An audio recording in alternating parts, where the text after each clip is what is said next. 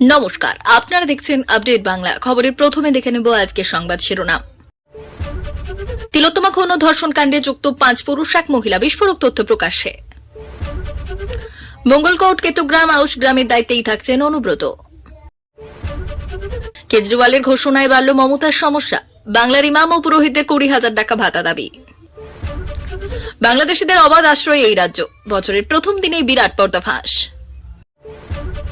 তুমি আমার আমি তোমার, মুসলিমদের বড় বার্তা দিলেন শুভেন্দু। মমতাই দুষ্ট লোক, সন্দেশখালীতে পাল্টা সভা করে বিস্ফোরক শুভেন্দু। বিজেপি ক্ষমতায় এলে মমতাকে জেলে ঢোকাবে, সন্দেশখালীতে হুঁশিয়ারি শুভেন্দুর। কুলতলিতে বিরোধী দল থেকে তৃণমূলে যোগদান।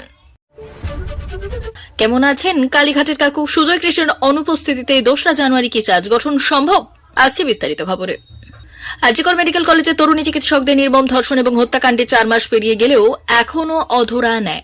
সম্প্রতি সেন্ট্রাল ফরেন্সিক ল্যাবরেটরি ডিএনএ রিপোর্টে উঠে এসেছে চাঞ্চল্যকর তথ্য। সঞ্জয় রায়, তিলোত্তমা এবং আরও 4 পুরুষ এবং 1 নারীর ডিএনএ নমুনা মিলেছে। এই রিপোর্ট জানাচ্ছে অপরাধে যুক্ত ব্যক্তিদের সংখ্যা সঞ্জয়ের থেকেও বেশি। ডিএনএ রিপোর্ট অনুযায়ী নমুনায় সঞ্জয়ের ডিএনএ ছাড়াও আরও 4 পুরুষ 1 নারীর ডিএনএ উপস্থিতি পাওয়া গেছে। ফরেন্সিক বিশেষজ্ঞদের মতে নমুনা সংগ্রহে কোনো ত্রুটি মেলেনি এবং কন্টামিনেশনেরও সম্ভাবনাও কম। বিশেষজ্ঞদের মতে ক্রাইম সিনে উপস্থিত প্রত্যেকের ডিএনএ সংগ্রহ করে পরীক্ষা করলেই প্রকৃত অপরাধীদের চিহ্নিত করা সম্ভব। তিলোত্তমার মৃত্যু তদন্ত সিবিআই হাতে নিলেও ডিএনএ রিপোর্ট প্রকাশের পরও অভিযুক্ত 4 পুরুষ ও 1 নারী প্রকাশ্যে ঘুরে বেড়াচ্ছে। সিবিআই তদন্তের গতি নিয়ে প্রশ্ন উঠেছে। ফরেন্সিক রিপোর্টে ক্রাইম সিন বদলানোর সম্ভাবনার ইঙ্গিত থাকলেও তদন্ত এখনো সেই পর্যায়ে পৌঁছয়নি। হত্যাকাণ্ডের পর দাবি করা হয়েছিল তিলোত্তমাকে বাথরুমে খুন করে সেমিনার রুমে দেহ ফেলে রাখা হয়েছিল। সেই সময় 4 থেকে 5 জনই যুক্ত থাকার সম্ভাবনার কথা বলা হয়েছে। ডিএনএ রিপোর্ট সেই দাবিকে আরও জোরালো করেছে। আগের মতোই পূর্ব বর্ধমানের মঙ্গলকোট কেতুগ্রাম ও আউশ গ্রাম বিধানসভা তৃণমূলের সাংগঠনিক দায়িত্বে থাকবেন বলে জানিয়েছেন বীরভূমের তৃণমূল জেলা সভাপতি অনুব্রত মণ্ডল। সিপিএমের ছক ভাঙার বার্তা সালিমের। রাজ্য কমিটির সিদ্ধান্ত নিয়ে এবার প্রশ্ন। মঙ্গলবার মঙ্গলকোটের যোগাদ্দা সতীপীঠে পুজো দিতে এসেছিলেন অনুব্রত মণ্ডল। আজ দুপুরে সতীপীঠের দেবী যোগাদ্দার কাছে মেয়ে সুকন্যাকে নিয়ে অনুব্রত মণ্ডল পুজো দিলেন। নিজের পরিবারের সঙ্গে মমতা বন্দ্যোপাধ্যায় এবং অভিষেক বন্দ্যোপাধ্যায় সহ রাজ্যের মানুষের মঙ্গল কামনায় দেবীর পায়ে হাত দিয়ে প্রণাম করে পুজো দিলেন। এই দিন স্ত্রী ছবি মণ্ডলের ফটো নিয়ে মন্দিরে এসে অনুব্রত যোগ্যাদা দেবীর কাছে পুজো দিলেন তিনি। দীর্ঘ 2 বছর পর মঙ্গলকোটের মাটিতে পা দিয়ে খুবই ভালো লাগছে বলে অনুব্রত মণ্ডল জানিয়েছেন। অনুব্রত বললেন, জেল থেকে আসার পর অচলকে বলেছিলাম আমি আসবো, আজ ভালো দিন। অচলকে বললাম আজকে যাব মায়ের কাছে এসে যা বলার বললাম। মেয়ে স্ত্রী নিজের নামে মমতা বন্দ্যোপাধ্যায় ও অভিষেক বন্দ্যোপাধ্যায়ের নামে পুজো দিলাম। মঙ্গলকোটের মাটির সঙ্গে আমি যুক্ত, মঙ্গলকোটের মাটি আমাকে টানে। মঙ্গলকোটের বিধায়ক অপূর্ব চৌধুরী বললেন, তিহার জেলে থাকাকালীন অনুব্রত বললেন, জেল থেকে আসার পর অচলকে বলেছিলাম আমি আসবো, আজ ভালো দিন। অচলকে বললাম আজকে যাব মায়ের কাছে এসে যা বলার বললাম। মেয়ে স্ত্রী নিজের নামে মমতা বন্দ্যোপাধ্যায় ও অভিষেক বন্দ্যোপাধ্যায়ের নামে পুজো দিলাম। মঙ্গলকোটের মাটির সঙ্গে আমি যুক্ত, মঙ্গলকোটের মাটি আমাকে টানে। মঙ্গলকোটের বিধায়ক অপূর্ব চৌধুরী বললেন, তিহার জেলে থাকাকালীন কেষ্টদা বলেছিলেন মা জগদ্দার পুজো দিয়ে, আসানসোলে থাকাকালীন পুজো দিতে বলেছিলেন, পুজো দিয়েছিলাম। এবার 15ই পৌষ আসতে বললাম, তাই উনি এসেছেন, অন্নভোগের ব্যবস্থা করেছিলাম। দিল্লির প্রাক্তন মুখ্যমন্ত্রী অরবিন্দ কেজরিওয়াল 20,000 টাকা ভাতা। আম আদমি পার্টির সরকার আবার ক্ষমতায় এলে পুরোহিত এবং গুরুদ্বার পুরোহিতদের প্রতি মাসে 18,000 টাকা ভাতা দেওয়ার প্রতিশ্রুতি দিয়েছেন। কেজরিওয়ালের এই ঘোষণার পরে উত্তপ্ত হয়ে উঠেছে বাংলার রাজনীতি। বাংলার মসজিদের ইমামরা মমতা সরকারের কাছে প্রতি মাসে 20,000 টাকা ভাতা দাবি করেছেন। এর জন্য তিনি দিল্লিতে কেজরিওয়ালের ঘোষণার উদাহরণ দিচ্ছেন। ফুরফুরা শরীফের পীরজাদা ও নকোদা মসজিদের ইমামও ভাতা বৃদ্ধির অন্তর্ভুক্ত। সংবাদ মাধ্যমের একটি প্রতিবেদনে বলা হয়েছে, ফুরফুরা শরীফের পীরজাদা ইব্রাহিম সিদ্দিকী বলেছেন, কেজরিওয়াল ভালো কাজ করেছেন। বাংলায় কেন এমন হবে না? এখানে পুরোহিত, ইমাম ও মুয়াজ্জাম আছেন, এখানেও ভাতা বাড়াতে হবে। আমাদের দাবির আগেই এই ভাতা বাড়ানো উচিত ছিল। তাই আমি আশা করি মুখ্যমন্ত্রী মমতা বন্দ্যোপাধ্যায় পুরোহিত ভাতা, ইমাম ভাতা, মুয়াজ্জাম ভাতা বাড়াবেন। আমাদের দাবি এই ভাতা বাড়ানো হোক।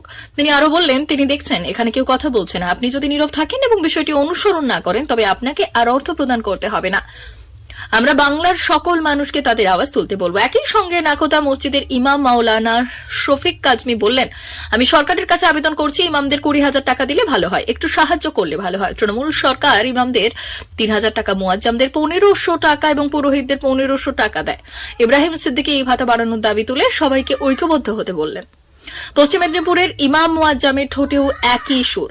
3 বাংলাদেশি অনুপ্রবেশকারীকে আধার কার্ড বানিয়ে দিয়ে তাদের আশ্রয় দেওয়ার অভিযোগ 3 জনকে গ্রেপ্তার করল পুলিশ। পুলিশ জানিয়েছে ধৃতদের নাম মিন্টু দাস, অমিত মণ্ডল ও শাইম হোসেন। তারা উত্তর 24 পরগনার হাবড়া থানার বাসিন্দা। পাশাপাশি গ্রেপ্তার করা হয়েছে 3 বাংলাদেশিকে, যার মধ্যে 2 মহিলা। ধৃত বাংলাদেশিদের নাম মোহাম্মদ মাতিউর রহমান, সন্ধ্যা রায় ও তার মেয়ে সুপর্ণা রায়। তার বাংলাদেশের নাটোর এবং বরিশালের বাসিন্দা। পুলিশ সূত্রে জানা গিয়েছে, গোপন সূত্র খবর পেয়ে সোমবার বিকেলে আনোয়ার বেরিয়া এলাকায় হানা দেয় হাবড়া থানার পুলিশ।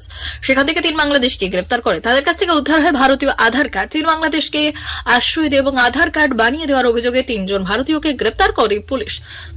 তদন্তে নেমে পুলিশ জানতে পারে ধৃত 3 বাংলাদেশি কেউ 1 বছর বা তার কেউ 6 মাস আগে অবৈধভাবে ভারত প্রবেশ করে। তাদের হাবড়ার মানিকতলায় আশ্রয় দেয় অমিত এবং মিন্টু।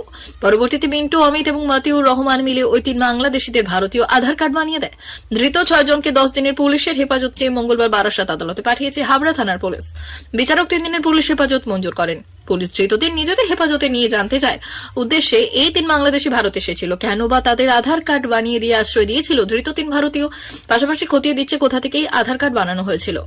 উপলক্ষ শীতবস্ত্র। উত্তর 24 পরগনার সন্দেশখালীতে শীতবস্ত্র দিতে গিয়েই নিজের মনের কথা বললেন বিধানসভার বিরোধী দলনেতা শুভেন্দু অধিকারী। স্বার্থহীন ভাষায় বিজেপি নেতা বোঝালেন শীতবস্ত্র সবাই পাবে না, অর্থাৎ মুসলিমদের শীতবস্ত্র দেওয়া হবে না। শুভেন্দু সোজা কথা সোজাভাবে বুঝিয়ে বলেছেন, ভোট নেই, আমরাও নেই। সোমবার মমতা বন্দ্যোপাধ্যায়ের সভার পরই মঙ্গলবার সন্দেশখালীতে সভা করেছেন বিধানসভার বিরোধী দলনেতা। সরকারের সমালোচনা করার পাশাপাশি আদ্যপান্ত তিনি তার বক্তৃতায় বুঝিয়ে দিয়েছেন, মুসলিম ভোটকে তিনি গুরুত্বও দিচ্ছেন না, শুধু মুখেই বলেননি, একদম হিসেব কষে। শুভেন্দু বলেছেন, লোকসভা ভোটে এই বাংলায় 39% হিন্দু বিজেপিকে ভোট দিয়েছে, আর 5% হিন্দু সিপিএম তৃণমূল ছেড়ে বা ভোট দিতে না যাওয়া হিন্দু যদি ভোট দেন তাহলে মমতা বন্দ্যোপাধ্যায় প্রাক্তন মুখ্যমন্ত্রী হবেন, অর্থাৎ এই বাংলায় বিজেপির সরকার গঠন করবে। মুখ্যমন্ত্রী যখন গতকালের সভা থেকে বারে বারে শিবু হাজরা, শেখ শাহজাহানদের ভুলে যেতে বলেছেন, সেই সময় শুভেন্দু আবার সন্দেশখালী জনগণকে তাদের মনে করতে বলেছেন। এদিন বিরোধী দলনেতা একদম চাচা ছোলা ভাষায় বলেই দিয়েছেন কোন কোন জায়গায় ভোট বিজেপি পাবে আর কোন কোন জায়গায় পাবে না। তিনি বললেন, সন্দেশখালীতে 27,000 বিধানসভায় জিতব, বসিরহাট উত্তর পারবো না, মুসলিম বসিরহাট দক্ষিণ জিতবো, কিন্তু হিন্দু আছে, কিন্তু মুসলিম ভোট ঝুলিতে ঢুকবে না বলে একটু শঙ্কিত নন তিনি। উল্টে হিন্দুদের একাট্টা হওয়ার বার্তা দিলেন, বললেন, আমি 5,000 শীতবস্ত্র দিলাম। 28টি শক্তি কেন্দ্র সন্দেশখালীতে, সেখানে এই শীতবস্ত্র দেওয়া হবে। আর 26টা শক্তি মানে হিন্দু প্রধান শক্তি কেন্দ্র। মুসলিম এলাকায় আমাদের ব্যাপার নেই কিছু, সোজা কথা সোজা বলা ভালো। রাজনৈতিক বিশ্লেষকদের একাংশের প্রশ্ন এখানে, যেখানে শুভেন্দু রাজ্য দখলের কথা বলছেন, সেখানে মুসলিম ভোট ছাড়াই কি লড়াইয়ের ময়দানের গুটি সাজাচ্ছেন তিনি? রাজ্যের মন্ত্রী স্নেহাশিস চক্রবর্তী বললেন, উনি তো সবসময় হিন্দু মুসলিম বলেই নিজের বক্তব্য রাখেন, সবসময় বড় বড় ভাষণ, তবে ভোটের রেজাল্ট এই কথা বলে না। এর আগে খোদ প্রধানমন্ত্রী ওইখানে গিয়ে একটা আবহ তৈরি করতে চেয়েছিলেন, কিন্তু বসিরহাট লোকসভায় তৃণমূল বিপুল ভোটে জিতেছে। 24 লোকসভা নির্বাচনে বিপুল ভোটে জয়লাভ করার পর নিজের সন্দেশখালীর মানুষদের ধন্যবাদ জানানোর কথা দিয়েছিলেন মুখ্যমন্ত্রী মমতা বন্দ্যোপাধ্যায়। সে কথা রাখতেই সোমবার সন্দেশখালীতে হাজির হয়েছিলেন মমতা। নতুন বছর শুরুর আগে সন্দেশখালীর মানুষদের জন্য একরাশ উপহারের ডালি নিয়ে হাজির হয়েছিলেন মমতা।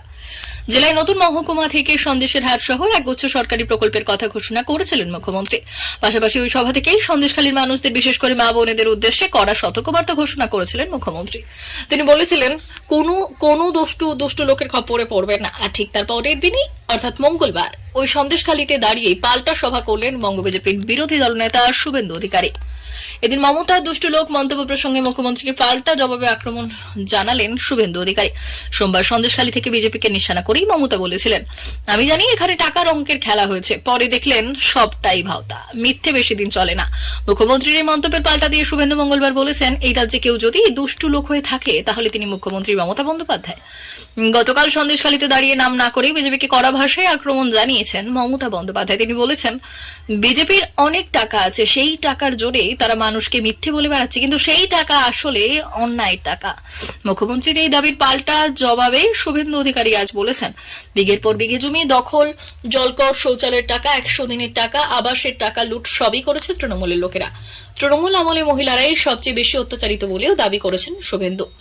এছাড়াও এদিন নাম না করে অভিষেক বন্দ্যোপাধ্যায়ের উদ্দেশ্যে সন্দেশখালীর সভা থেকে শুভেন্দু অধিকারী বলেছেন, আইপ্যাকের লোকেদের কাজে লাগিয়ে ফাঁসানো হয়েছে এই দ্বীপের সাদা সিধে মানুষদের, তাদের দিয়ে স্ট্রিং অপারেশন করেছে, একের পর এক মিথ্যে বলেছে তারা। আর এদিকে বিজেপির বিরুদ্ধে কালো টাকা ছড়ানো, মিথ্যে বলার মতো অভিযোগ আনা হয়েছে। এদিন শুভেন্দু অধিকারীকে নাকি সন্দেশখালীতে সভা করার অনুমতি দেয়নি পুলিশ, তাই অনুমতি ছাড়াই সেখানে সভা করেছেন বিজেপি নেতা। যদিও পুলিশের তরফে পাল্টা দাবি করা হয়েছিল বিজেপির তরফ থেকে নাকি কোনো অনুমতি চাওয়া হয়নি, তারা শুধু সভা করার ইঙ্গিত দিয়েছিলেন মাত্র। যদিও এই দাবি মিথ্যে বলে উড়িয়ে দিয়েছেন গেরুয়া শিবির। তাদের দাবি অনুমতি চাওয়া হয়েছিল, তার রিসিপ্ট কপি এবং সভাস্থলের এনওসিও তাদের কাছে রয়েছে। মিথ্যে বলে সভা আটকানো হয়েছিল। সন্দেশখালী ফেরিঘাট থেকে বিজেপির সভাস্থল পর্যন্ত পুলিশি ব্যবস্থা ছিল, কোথাও শুভেন্দু অধিকারীকে বাধা দেওয়ার খবর আসেনি। 2026 বিধানসভা নির্বাচনের আগে দক্ষিণ 24 পরগনার কুলতলি বিধানসভা এলাকায় বিরোধী দলের মধ্যে ব্যাপক ধস নামল। বিজেপি, সিপিএম, কংগ্রেস, আইএসএফ থেকে 503 জন কর্মী সমর্থক তৃণমূল কংগ্রেসে যোগ দিলেন।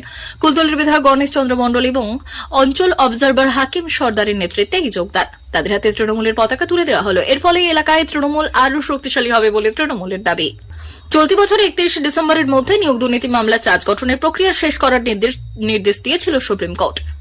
চলতি বছরের 31 ডিসেম্বরের মধ্যে নিয়োগ দুর্নীতি মামলা চার্জ গঠন প্রক্রিয়া শেষ করার নির্দেশ দিয়েছিল সুপ্রিম কোর্ট।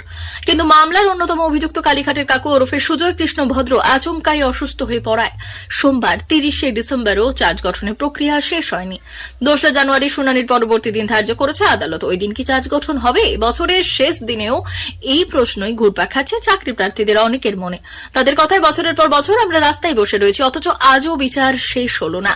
এই ব্যাপারে অফিসিয়ালি কেন্দ্রীয় তদন্তকারী সংস্থা ইডির কোনো প্রতিক্রিয়া জানা যায়নি। তবে ইডির সূত্রের খবর, যেহেতু মামলার যাবতীয় রিপোর্ট আদালতে জমা দেওয়া হয়েছে এবং সুজয় কৃষ্ণ বাদে বাকি অভিযুক্তরা আগের দিনও আদালতে উপস্থিত ছিলেন, সেই হিসেবে সুজয় কৃষ্ণর আইনজীবী নতুন করে কোনো পিটিশন দাখিল না করলে চার্জ গঠনে বিশেষ সমস্যা হওয়ার কথা নয়। সোমবার জেল থেকে আদালতে আসার পথে আচমকাই জ্ঞান হারিয়ে ফেললেন কালীঘাটের কাকু। তড়িঘড়ি তাকে নিয়ে যাওয়া হয় এসএসকেএম হাসপাতালে। পরে আদালতের অনুমতি সাপেক্ষে কাকুকে আলিপুরের বেসরকারি হাসপাতালে নিয়ে যাওয়া হয়।